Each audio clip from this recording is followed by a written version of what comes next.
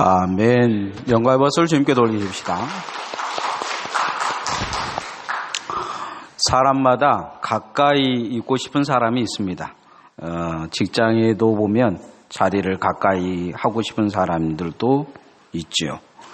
왜 가까이 하고 싶게 했습니까? 그것은 마음에 들기 때문이에요. 믿고 또 마음에 들지 않는 사람이 옆에 앉으면 사람이 좀 힘들어져요. 얼굴이 아주 찡그러지죠. 옆 사람은 오늘 보면 이렇게 다들 모여서 앉아 있는데 그래도 마음에 드니까 옆에 앉아 있는 거죠. 한번 옆 사람 봐봅시다. 마음에 드십니까? 예. 마음에 안 드는 분이 두 분 계셔요. 내가 보니까 부부인데 싸운 것 같아요. 누구라고 이야기하면 오늘 집에 가서 또 싸울 것 같으니까 말씀은 못 드리는데, 하나님께서도 가장 마음에 든 사람이 있었어요. 성경에 아예 딱 기록으로 해놨어요. 그 사람이 누구냐? 다윗입니다. 사도행전에 보면 다윗 보고 그런 이야기를 해요. 너는 내 마음에 합한 자다. 그런 이야기를 합니다. 하나님께서 다윗이 왜 마음에 들으셨을까요? 그것은 다윗이 하나님 앞에 한 몇 가지 행동 때문에 그래요. 그 마음의 속이 보인 거죠. 사람도 처음에는 속을 알 수가 없어요. 그러나 살아가다 보면 속이 보여요. 환히 보여요. 사람들은 자기 속을 남이 못 볼 거라고 생각할지 모르지만 보일 때가 있어요. 속 보일 때가. 옆 사람한테 속 보일 때 조심합시다. 속 보일 때가 있어요. 속이 보여. 저게 뭔 속인지 이렇게 보일 때가 있어요. 애들도 그러잖아요. 애들도 어느 날 갑자기 라면도 좀 끓여달라고 라면도 안 끓여진 놈이 어느 날 갑자기 라면을 끓여왔다. 그럼 속 보인 거죠. 속이 보여. 뭔가 부탁할 것이 있다든지 아니면 요구할 것이 있다든지 협박할 것이 있다든지 그런 것이죠. 그런데 다윗은 하나님이 그가 왕이 되기 전에도 좋아하셨지만 왕이 되고 나셔서 정말 마음에 든 것이 있었어요. 그것이 뭐였냐면 자기가 빼앗은 성에서 이제 예루살렘 성을 이방 사람들에서 빼앗아 가지고 들어가 보니까 너무 살기 좋은 거예요. 그런데 하나님의 법궤를 이제 예루살렘 성으로 모셔와서 텐트라는 장막에다가 이렇게 모셔둔 것이 마음에 너무 아팠어요. 그래서 다윗은 하나님 앞에 그렇게 기도를 해요. 나단 선자를 통해서 하나님께 메시지를 전해요. 내가 하나님 성전 지어주고 싶습니다. 이렇게 좋은 성 뺏어가지고 내가 이렇게 살다 보니까 마음이 아프고 죄스러워서 못 살겠습니다. 그런 이야기를 해요. 하나님이 그 마음을 받아주셔요. 너는 사람 많이 죽였기 때문에 성전 못 진다. 그렇게 이야기를 하셔요. 얼마나 섭한 이야기예요. 그런데 하나님이 그런 이야기예요. 마음은 받아주겠다. 그러면서 내 집 지어주려고 하냐? 내가 너희 집을 지어주겠다 하면서 다윗의 왕가가 그 후손들이 왕에서 벗어나지 않도록 다윗의 왕가라는 거대한 보이지 않는 집을 지어주셔요. 또 한 가지 다윗의 마음을 볼 수 있는 것이 있었어요. 사울 왕이 다윗이 이제 후계자가 왕이 될 줄 알고 죽이려고 계속 쫓아다녀요. 쫓아다니는데 어느 날 사울을 죽일 수 있는 기회가 있는 거예요. 굴 속에 숨어 있는데 사울이 똥으로 들어왔어요. 그러고는 거기서 이제 너무 지쳤는지 잠이 들어본 거예요. 그런데 이 다윗이 주변에 있는 이 신하들이 그렇게 이야기해요. 이참에 죽여봅시다. 이참에 죽이면 우리 도망가지 않아도 되고 당신은 왕이 될 거 아니냐. 죽일 수 있고 자신의 지금까지 고난이 풀릴 수 있어요. 고난을 갚을 수가 있었단 말이죠. 다윗의 주변에 있는 사람, 다윗에게 빵 하나라도 건넨 사람은 다 죽여버리기 때문에 그 자리에서 죽일 수 있었어요. 그러나 다윗은 죽이지 않고 두 번이나 살려보내요. 살려보내는 이유가 딱 한 가지예요. 사울 왕이 좋아서 뭐 다른 이유가 아니에요. 다윗이 한마디 하는 것이 하나님이 택한 사람을 죽일 수가 없다. 죽이지 않는 이유가 어디에 있느냐? 하나님 때문에 못 죽인다는 거예요. 하나님 때문에. 하나님은 그 마음에 뭐든지 조건의 가장 기본이 첫 자리에 그 마음속에 누가 들어있는지를 정확히 알고 계셨어요. 다윗을 좋아하시는 하나님의 그 첫 번째 조건은 뭐냐? 그 마음 중심에 첫 자리에 하나님 계신다는 거예요. 하나님을 그 마음에 모시고 살았어요. 우리도 하나님이 찾는 사람이 되기 위해 가장 중요한 기본적인 것이 있어요. 그건 뭐냐면 마음 중심에 하나님 모시고 살아야 돼요. 근데 이게 쉽지가 않아요. 예수 믿으면 다 마음 중심에 하나님이 있느냐? 그렇지 않아요. 하나님 마음 중심에 다른 것이 있을 수 있어요. 과거의 우리 마음에는 다른 것이 있었어요. 지금도 있을 수 있어요. 사울은 처음에 그 마음 중심에 하나님이 없었어요. 그런데 하나님은 사울을 왕으로 세워놓으면 하나님 모시고 살 줄 알았어요. 그러나 사울이 왕이 되고 나서 그 전에 없었던 것이 들어오기 시작해요. 그게 뭐냐면 욕심이죠. 욕망이에요. 그래서 하나님이 뭘 시키든지 자기 욕심 채우려고 애를 써요. 그의 마음의 첫 자리에 있어야 될 하나님을 모셔야 되는데 하나님을 모시지 못한 거예요. 우리의 마음 중심 첫 자리에 하나님 있어야 될 줄 믿습니다. 따라합시다. 하나님을 마음의 첫 자리에 둡시다. 하나님을 마음의 첫 자리에 두는 것이 신앙이고 믿음이에요. 이 예배가 예배되어지려면 하나님 마음의 중심이 있어야 예배되어질 수 있어요. 여러분, 누군가를 존경한다 이렇게 말했을 때 그 사람이 마음에 두지 않고 누구를 존경할 수 있겠어요? 마찬가지로 예배라는 것은 하나님을 경외하는 거예요. 마음 중심에 하나님을 두지 못하면 예배가 예배되지 못해요. 오늘 드리는 예배가 헛것일 수 있어요. 이사야나 이 선지자들에게 하나님이 그런 말씀을 하여 그런 헛된 예배는 아예 드리지 마라 그럽니다. 우리도 하나님 앞에 한번 예배를 드리려고 하면 세상의 것은 다 내려놓고 하나님의 마음, 하나님을 마음의 중심에 두고 예배 드리려고 애를 써야 돼요. 생각에서도 세상 것 빼어내고 하나님을 의지하고 하나님 바라보려고 애를 써야 될 줄 믿습니다. 똥통이라는 마을이 있었어요. 사람들이 작은 마을이라고 네 어디 출신이냐? 그러면 똥통 마을입니다. 그러면 사람들이 놀렸어요. 저보고 맨날 물어봐요. 사람들이 어디 사람이세요? 그럼 벌교 사람이라고 주먹 자랑하지 말라는데 이렇게 이야기해요. 똥통이라는 이 마을, 그 마을의 별명이 바로 베들레헴이에요. 베들레헴의 뜻은 말들이 양교위가 너무 많으니까 지나가면서 온통 똥내가 나는 똥통의 마을이라는 거예요. 이 마을에 이세라는 집안이 있었어요. 아들 부자들이 있었죠. 8명의 아들이 있었습니다. 근데 사무엘이 어느 날 하나님께 명령을 받아요. 내가 사울을 버렸으니까 왕을 새로 세워야 되겠다. 이세의 집에 가라. 그렇게 이야기합니다. 이세의 집에 가서 이세가 분위기를 금방 느끼죠. 그래서 아들들을 쭉 세워놔요. 첫째 아들을 보니까 사무엘의 마음에 쏙 든 거예요. 사울보다 훨씬 더 나은 것 같아요. 그래서 이 기름을 부으려니까 하나님이 아니라는 거예요. 그래서 둘째, 셋째 싹 했는데 다 아니라는 거예요.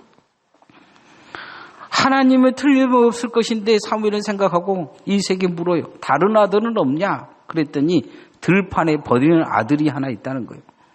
다른 아들들은 집에서 키우면서 한 아들은 그 영하 30도, 40도가 나는 들판에다가 밤이면 얼어 죽을 수 있는 그 들판에다 버려놓은 막내가 있는 거예요.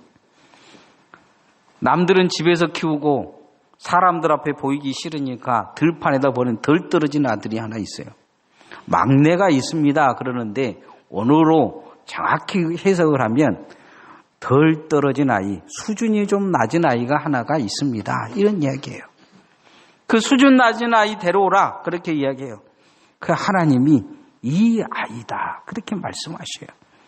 그런데 이 아이다 말씀하시면서 기름을 부으라 이야기하시는데 그 첫째 아들을 불렀을 때 하나님이 이 사무엘을 통해서 다윗을 선택한 이유가 있어요. 7절 말씀 한번 같이 읽어보십시다. 시작. 여호와께서 사무엘에게 이르시되 그의 용모와 키를 보지 말라. 내가 이미 그를 버렸노라. 내가 보는 것은 사람과 같지 아니하니 사람은 외모를 보거니와 나 여호와는 중심을 보느니라 하시더라. 나는 그 중심을 봤다, 그 이야기를 해요. 다윗의 중심에 무엇이 들어있느냐? 하나님을 마음에 모시고 산다는 거예요. 우리 신앙생활에 정말 중요한 것이 있어요. 무엇을 많이 가졌느냐, 열심히 했느냐, 그거보다도 신앙생활 하려고 하면 하나님의 마음에 들게 해야 될 줄 믿습니다. 하나님 마음에 들어야 돼요. 하나님 마음에 드는 첫 번째 조건이 뭐냐? 하나님을 마음에 두고 중심에 두고 첫 자리에 두고 사는 거예요. 예수님을 믿는 순간 중심이 바뀌냐? 바뀌지 않아요. 그러면 얼마나 좋겠어요? 그렇게 쉽게 바뀌지는 않습니다. 3년간 예수님을 따랐던 제자들이 있어요. 제자들이 처음에 예수님을 만나고 나서 생각이 바뀌었어요. 마음이 바뀌었어요. 그래서 베드로 같은 경우는 배도 버리고 그물도 버리고 가족도 버리고 예수님을 따랐어요. 그런데 따르는 순간 바뀌었느냐? 안 바뀌어요. 그들의 머릿속에는 딴 생각이 있었어요. 예수님이 메시아가 되면 내가 수제자니까 무조건 오른쪽 자리는 내 자리다. 그렇게 생각한 거죠. 야고보와 요한도 생각하기를 어떻게든지 2등, 3등인데 1등인 베드로를 제쳐야 되겠다고 생각을 해요. 그래서 어머니까지 동원을 하죠. 그 어머니가 와서 그래요. 1등 베드로 저거는 별로 글씨도 모르고 그러니까 우리 아들들을 쓰면 하나님의 나라가 잘 될 겁니다. 오른쪽 왼쪽 우리 아들들을 써주십시오. 그렇게 이야기해요. 온통 머릿속에 다른 생각이 들어있는 거죠. 예수님이 십자가에 못 박힌다고 하니까 베드로가 대뜸 말리면서 그런 이야기를 해요. 그러지 마라. 그러니까 예수님이 사탄아 물러가라 그러시죠. 사단적 생각을 가지고 있다는 것이죠. 자기중심적, 자기만의 욕심, 그걸 가지고 신앙이라고 이야기한다는 거예요. 우리도 평생의 신앙생활을 내 욕심껏 할 수 있어요. 하나님이 내 마음의 중심에 오지 못하면 욕심이 채워져요. 사단이 마음에 욕심이 채워져 가는 사람들을 봐요. 비워져 있는 사람들도 또한 보죠. 그 사람들이 바로 첫 번째 사람들이었어요. 아담과 하와의 마음 중심에는 하나님이 계시지 않았어요. 그래서 거기에다가 욕심을 부어 넣어주죠. 욕심이 잉태한 즉 죄를 낳고 죄가 장성한 즉 사망이 낳느니라. 성경은 우리에게 로마서 3장 23절에 그렇게 말씀하고 계셔요. 정말 중요한 것은 내 마음 중심에 하나님 들어오지 않으면 사단 들어오게 되고 욕심 들어오게 돼 있는 거예요. 그래서 자꾸 하나님이 내 마음 중심 가까이 들어오고 중심에 잡을수록 욕심은 밀려나고 사단의 생각과 어둠의 생각은 밀려날 수밖에 없어요. 예수님을 마음의 중심에 모시고 살려고 노력해야 될 줄 믿습니다. 그런데 이게 쉽냐? 그렇지 않아요. 제자들도 그렇게 살아보려고 애를 썼어요. 그러나 그들은 실패해요. 십자가 앞에서 예수님이 십자가 져도 그 욕심을 버리지 못해요. 그런데 바뀔 때가 있었습니다. 언제 바뀌었느냐? 성령이 그들에게 임하자 바뀌었습니다. 우리가 하나님을 중심으로 모실 수 있는 방법이 있어요. 그 방법이 뭐냐? 성령 받는 것입니다. 따라합시다. 성령이여 내 마음에 임하소서. 성령 받은 사람들도 정말 중요한 것은 내 마음 중심에 성령의 충만함이 임하면 성령을 통해서 우리가 하나님 중심으로 살 수 있을 줄 믿습니다. 십자가 앞에서 다 도망가 버렸어요. 예수님이 부활을 해도 못 믿겠다는 거예요. 도마 같은 경우는 내가 만져봐야 믿겠다 그렇게 이야기를 해요. 예수님이 부활했는데 베드로에게 물어요. 내가 나를 사랑하느냐 물으니까 나는 주님처럼 주님 위에 십자가 못 박혀 그렇게 사랑 못합니다. 그런 식의 이야기를 해요. 그냥 같이 밥이나 먹고 전화나 하고 문자나 하고 그냥 어려울 때 그냥 돈이나 조금 빌려주고 이런 식의 사랑을 할 것입니다. 이런 식의 이야기를 합니다. 그러나 주님은 그렇게 베드로에게 이야기해요. 결국은 너는 예수님 중심이 되어질 것이다. 정말 그들은 이 도망갔던 제자들 예수님 중심이 됩니다. 돌아선 계기가 돼요. 십자가 중심으로 삽니다. 돌아선 계기가 있습니다. 그 계기는 언제냐? 마가의 다락방에 성령이 임재하고 나서 그들은 바뀝니다. 무엇이 바뀌었습니까? 덜덜덜 떨던 사람들, 이 베드로와 요한이 사람들 앞에서 복음을 전합니다.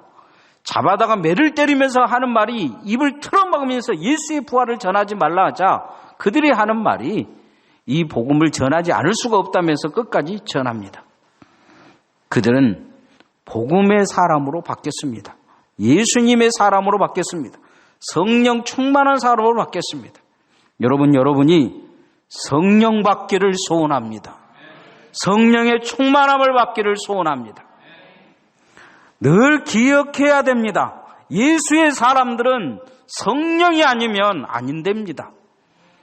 성령 받지 않으면 그 사람은 마귀의 생각과 마귀의 행동을 할 수밖에 없습니다. 늘 내 마음의 중심에 내가 하나님 중심이 되기 위해 성령을 받았고 성령 충만함을 받아야 할 줄 믿습니다. 그래서 성령이 우리에게 오신 것입니다. 사람으로는 안 되기 때문에, 사람의 힘으로 안 되기 때문에, 사람의 마음 중심 비어져 있는 그 공간을 무엇으로 채울 수 없기 때문에 마귀가 들어오기 전에 세상의 마귀 마음, 세상의 마음, 사단의 마음이 들어오기 전에 성령이 내 마음에 들어오라 그렇게 말씀하신 거죠. 예수님은 그래서 물과 성령으로 거듭나지 않는 자는 하나님의 나라에 들어갈 수 없다 이렇게 말씀합니다.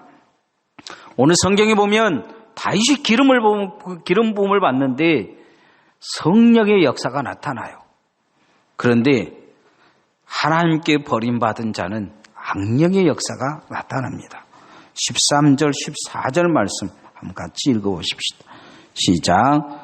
사무엘이 기름불병을 가져다가 그의 형제 중에서 그에게 부었더니 이날 후에는 다윗이 여호와의 영에서 크게 감동되니라. 사무엘을 떠나서 나아마로 가느니라. 여호와의 영이 사울에게서 떠나고 여호와께서 부리시는 악령이 그를 번뇌하게 한지라. 다윗에게는 성령이 임하고 사울에게는 갑자기 성령은 떠나고 하나님의 영이 떠나고 악령이 귀신의 영이 그에게 들어가 버린 것입니다. 이때부터 사울은 미친 행동을 하기 시작합니다. 악령과 성령의 반대적인 상황이 나타나는 것을 볼 수가 있습니다. 사울은 하는 것마다 하나님 반대편에서 일하고 나중에는 귀신 들린 점장이까지 찾아가는 것을 볼 수가 있습니다. 예수님의 비유 중에 빈집 인생이 있어요. 사람이 빈집이 가장 위험합니다. 사람의 마음이 빈집이면 안 돼요. 어떤 귀신이 어떤 사람 속에 들어가 있었어요. 어떤 계기를 통해서 그 사람이 너무 형편없어지니까 다른 좋은 집 찾으러 갔는지 모르지만 이 귀신이 그 사람에게서 나가서 또 돌아요. 이곳저곳 사람 마음에 들어가 보려고 예를 쓰는데 들어갈 집이 없는 거예요. 그래서 다시 돌아와 보니까 이 사람이 정상이 돼가지고 마음이 깨끗하게 이렇게 비어져 있더라는 거예요. 그러니까 생각하기를 내가 이렇게 혼자 살면 너무 아깝다 해가지고 7 귀신을 친구를 데려다가 그 집에 다시 들어왔다는 거예요. 빈집 인생이 이제 악령의 소굴이 되어버린 거예요. 오늘 악령이 잡힌 사울은 그런 삶을 살게 됩니다. 마귀가 절대 하나님의 사람들이 하나님의 사람으로 쉽게 살 수 있도록 만들어주지는 않습니다. 마귀에 잡히면 어떻게 되느냐? 망할 일을 시킵니다. 예수님의 사람은 성령에 잡혀 살아야 될 줄 믿습니다. 성령의 사람이 되려고 예를 써야 됩니다. 그렇지 아니하면 생각하는 것마다 마귀요, 말하는 것마다 마귀요, 행동하는 것마다 마귀가 될 수가 있어요. 교회에서 가장 위험한 사람이 누구냐? 성령 받지 아니하고 성령의 힘으로 일하지 않는 사람들입니다. 자기 생각이 옳다고 생각하는 사람들, 기도하지 않고 하나님 앞에 엎드리지 않는 사람들, 위험한 사람들이에요. 결국 욕심이 잉태되면 그 사람이 하는 모든 것은 죄가 될 것이요, 그 사람을 통해 많은 사람이 사망에 이를 가능성이 있습니다. 교회는 생명을 낳는 곳이요, 생명을 이끄는 곳이요, 생명의 꽃과 열매를 맺는 곳입니다. 교회는 먹고 노는 곳이 아니에요. 여러분, 교회가 어떤 곳이 되기를 바라고 계십니까? 마귀는 교회를 이상하게 만들려고 해요. 교회에서 재밌게 놀고, 교회에서 서로 재밌게 사랑하고 친하고, 그게 교회가 아니에요. 교회는 영혼을 구원하여 하나님의 나라로 데려가는 곳이에요. 이게 성령이 오셔서 하실 일이에요. 그래서 우리는 언제든지 깨어 기도해야 될 줄 믿습니다. 예수님이 가장 강조한 게 뭐냐? 마귀가 밀가부듯이 너를 찾고 있으니 베드로에게 하신 말씀이 깨어 기도하라 말씀하셨어요. 따라합시다. 깨어 기도합시다. 깨어 기도해야 성령에 잡힐 수가 있어요. 사단은 끊임없이 호시탐탐 우리를 넘어뜨리려고 노리고 있습니다. 빈집이 되기를 원하고 있어요. 세워버리기를 원하고 있어요. 믿음 있는 사람들 자꾸 믿음 없는 사람 옆에 세워가지고 구멍을 내요.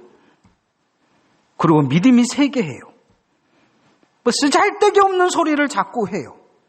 교회가 어쩌니 저쩌니, 목사가 어쩌니 저쩌니, 장로님들이 어쩌니 저쩌니, 자꾸 그런 이야기 해가지고 쓰잘데기 없이 믿음을 세게 만들어줘요.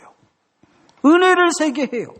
교회를 보면 가서 기도하고 싶은 생각이 전혀 들지 않게 만들어버려요. 마귀죠, 마귀. 귀신이죠. 우리가 신앙생활 하면서 내가 그런 것에 걸려들지 않도록 그럴수록 깨어 기도해야 될 줄 믿습니다. 신앙이 아무리 좋다 그래도 그 입에서 성령이 하시는 일이 나타나지 않으면 그 사람은 마귀예요. 성령님이 그런 말을 이 사람에게 해서 이 사람이 생명이 살아나느냐, 이 사람이 정말 하나님의 사람이 되어지느냐, 교회가 교회 되어지느냐, 그렇게 생각해 봤을 때 우리 자신은 내가 마귀의 일을 하지 않기 위해, 내가 사단에게 걸리지 않기 위해 깨어 기도해야 될 줄 믿습니다. 끊임없이 하나님 앞에 엎드려야 돼요. 믿음의 바닥이 나지 않도록 해야 돼요. 구멍이 날 수밖에 없어요. 인간은 약하기 때문에 풍선에다 바늘구멍 살짝만 더 뻥소리 나듯이 약한 인간은 늘 믿음이 터져버릴 가능성이 많아요. 그러나 터지면 터질수록 다시 믿음을 부어놓고 은혜를 부어놓기 위해 깨어 기도하시기를 소원합니다. 예수님도 육신이 약하셨어요. 예수님도 끊임없이 사단이 찾아옵니다. 40일 금식 기도하자마자 사단이 찾아와서 예수님을 시험해요. 그럴 때 예수님은 말씀으로 이기셨어요. 새벽같이 기도하신 이유가 있어요. 밤새 기도하신 이유가 있습니다. 늘 뒤따라다니면서 바리새인과 사두개인과 율법사들이, 그 믿음 좋다는 사람들이 하는 이야기가 좋은 이야기 하지 않아요. 뭐 성경 말씀 들이대면서 늘 하는 말이 바늘처럼 콕콕콕 찌른 말만 해요. 은혜가 하나도 안 되는 거죠. 신앙생활 하는데 뭔 은혜가 됐겠어요. 3년간 예수님 공생회 하는데 좋은 이야기 해준 사람 한 사람도 없었어요. 성경 줄줄줄 외운 자들은 성경 갖고 와서 찔러대 쌌지, 기도한다는 자들은 기도한다고 찔러대 쌌지. 그러나 주님은 그럴수록 깨어 기도하셨어요. 여러분의 신앙이 새지 않도록 깨어 기도하시기 바랍니다. 누가 무슨 말을 내게 했느냐, 그 중요한 게 아니에요. 그 사람이 안 하면 또 다른 사람이 할 거예요. 그죠? 제가 늘 느껴진 게 그런 거예요. 누군가 하나 잠잠하면 또 다른 대타가 나타나. 또 이야기해. 그러면 또 그 사람이 잠잠해서 또 믿음으로 차면 또 다른 사람이 또 이상한 이야기해. 제가 신앙생활 해보니까 늘 사단은 돌아다니면서 콕콕콕 찌른 것 같아요. 그러나 중요한 것은 내가 중요한 거예요. 내가 하나님 앞에 깨어 기도하면 이길 수 있어요. 깨어 기도해서 잘 이겨갈 수 있기를 소원합니다. 오늘 다윗은 얼마나 하나님의 사람으로 무장되어져 가는지, 그 다윗이 수금을 타자 사울에게 붙었던 귀신이 물러갑니다. 자, 23절 말씀 한번 같이 읽어봅시다. 시작. 하나님께서 부르시는 악령이 사울에게 이를 때 다윗이 수금을 들고 와서 손으로 탄즉 사울이 상쾌하여 낳고 악령이 그에게서 떠나더라. 여러분, 귀신 쫓는 것이 중요한 게 아니에요. 저는 귀신 쫓는 사람들 중에서 귀신 역할을 하는 사람들 많이 봤어요. 이단 중에 귀신 제일 잘 쫓는 사람이 있어요. 이초석이라는 사람이에요. 그 이초석이라는 사람만 그 집회에 가면 다 귀신 들려 불어요. 귀신 쫓는 거예요. 귀신 들려보니까 귀신이 나오겠죠. 멀쩡한 권사도 데려다 놓으면 거기 귀신 들려가지고 귀신이 나가요. 또 들어왔다 나갔다. 그러니까 감기만 들어도 그 교회 가면 귀신 쫓자고 난리를 쳐요. 남 귀신 쫓는 것보다 중요한 게 있어요. 그건 뭐냐면 내가 사단에 잡히지 않는 거예요. 다윗의 위대함은 그런 모습이었어요. 나중에 다윗이 밧세바를 취하고 나서 정말 하나님께 버림받을 상황이 되자 다시 엎드리면서 하나님 앞에 기도해요. 내 영을 새롭게 해달라.